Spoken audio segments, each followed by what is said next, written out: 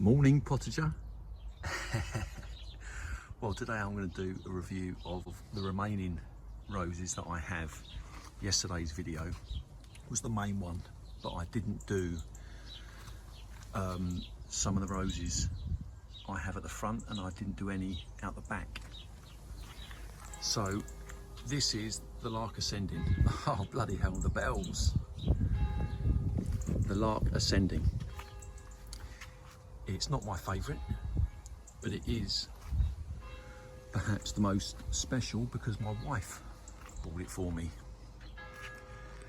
And I mentioned in yesterday's video a self-inflicted wound, and I didn't really rate this rose because it was unwell. I overfed it. I unknowingly overfed it,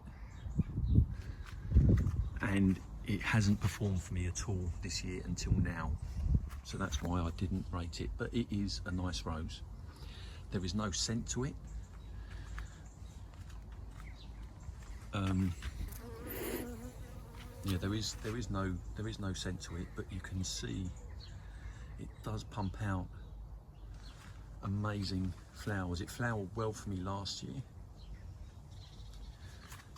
and it's a strong grower. And considering that I nearly killed it, I put ash. I put a whole load of ash down here, way too much, and it didn't kill it. Health is good. I'll be honest, I wasn't impressed with David Austin when I first spoke to them about the problem I had. We know now obviously that I overfed it, but I didn't know at the time. And when I contacted David Austin, I kind of spoke to them a few times. I sent them photographs. I didn't know what was up with it, just that it wasn't performing. And their answer was wait and see. And we know now that they were very much correct. But at the time, I was a little frustrated with them. I was hoping they were going to send me another one, but they didn't. But a lovely flower to look at. I've got this one set back from the road because no one's going to smell it, but these are all the flowers. It keeps its colour well.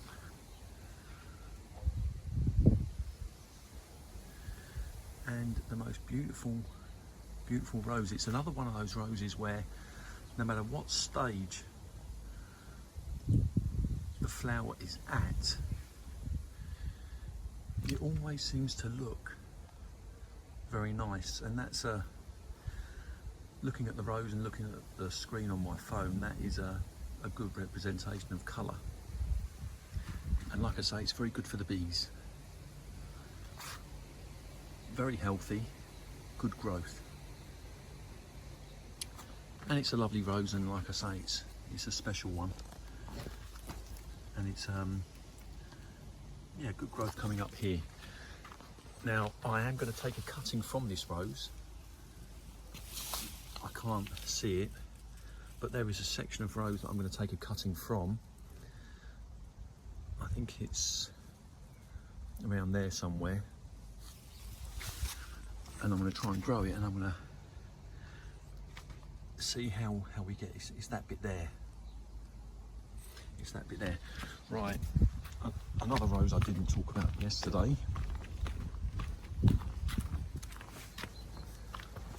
was Kiffskate.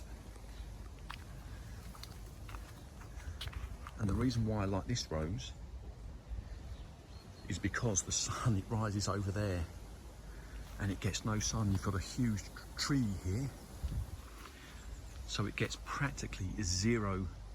Well, it does get zero direct sunlight, but as you can see, she has grown all the way up, and she's growing into the tree, and this growth is probably 17 months old. Very ferocious grower.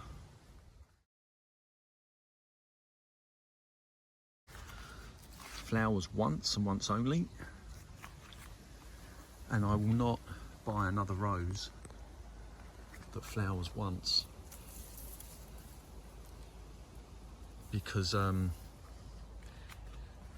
if it's raining for those week or two that it's in flower, it's very frustrating. So that is not something that I'm going to do. But very healthy, this rose. Very healthy and a ferocious grower.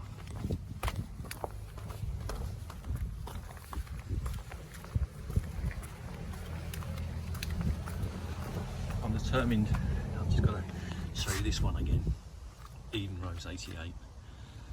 Beautiful. Oh, I done that one yesterday.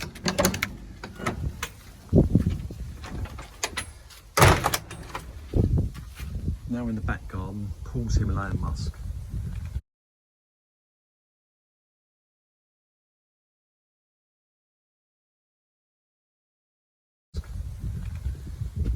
Again, it's a once flowering rose, and you have to be very careful with those roses, because you've got to pray you get good weather. But this, I planted this, again it's 16 months ago, and she has just shot up. She has absolutely shot up, just huge. The scent is I would say it's medium as opposed to strong, but many flowers. And again, this doesn't get the sun. Very minimal sun, a couple of hours. You've got these trees here, I've said before in my early videos, these trees here, they block out the sun, and obviously the shed as the sun comes around here. So very minimal sun. But a very, very ferocious grower, and packed with flowers. So that's that one. And I'm going to come to the end of the garden now.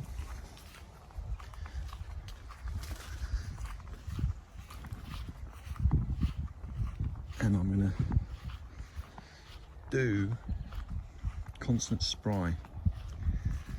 Now, she's not looking well because I've moved her. I've moved her at the wrong time of year. And she's very young. I moved her because I was disappointed with her. I maybe didn't give her enough time, but when I saw that she was once flowering, we had wet weather, and it was the yearly crop, if you like, was ruined.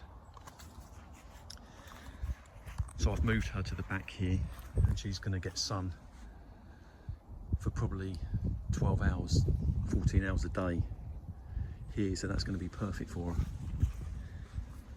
Strong scent.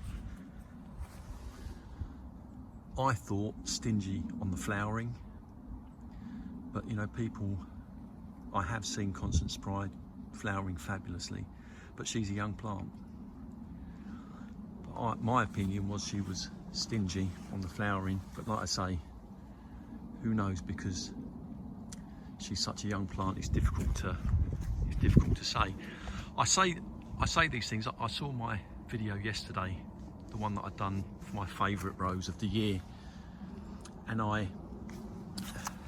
did think it was a bit critical, but I wanted to do that deliberately, because as a new rose enthusiast, you know, when you see these rose reviews, it can be very frustrating when you know, we all love roses, they're like our children. It's difficult to say Thomas is better than, you know, Christopher. It's not something that happens, and roses are perhaps like that. Here's a Gertrude here. So I wanted in a way to be critical. For instance, Gertrude Jekyll, I've got, is it 4 of these or 5 of these, and I've said before, I have been disappointed. I've been disappointed with them because the growth down here has been very thin and weak in all of them except one. I've got one Gertrude Jekyll, and and I was happy with it, but the others I wasn't. And like I say, I know it's but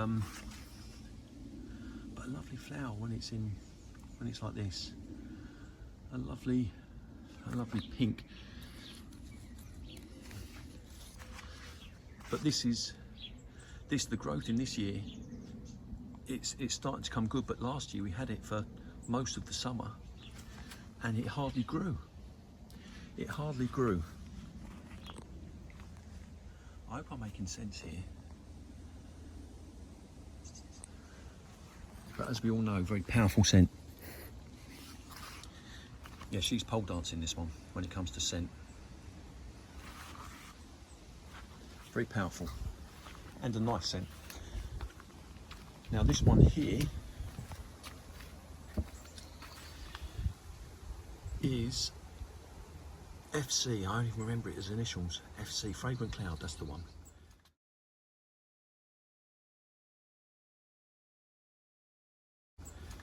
Fragrant Cloud, very, very powerful scent. I've spoken about this one before. Not my favourite rose. Not particularly healthy, as you can see. But this is an old school rose. I don't know if it's rose scent or tea scent. I don't know what these scents are. But what I do know is this is a nice scent and very, very powerful. A league of Gertrude Jekyll, Fragrant Cloud. This one here is a lovely rose, but I don't know what it is. We've had this for donkey's years. Beautiful rose, but I can't tell you the name, unfortunately.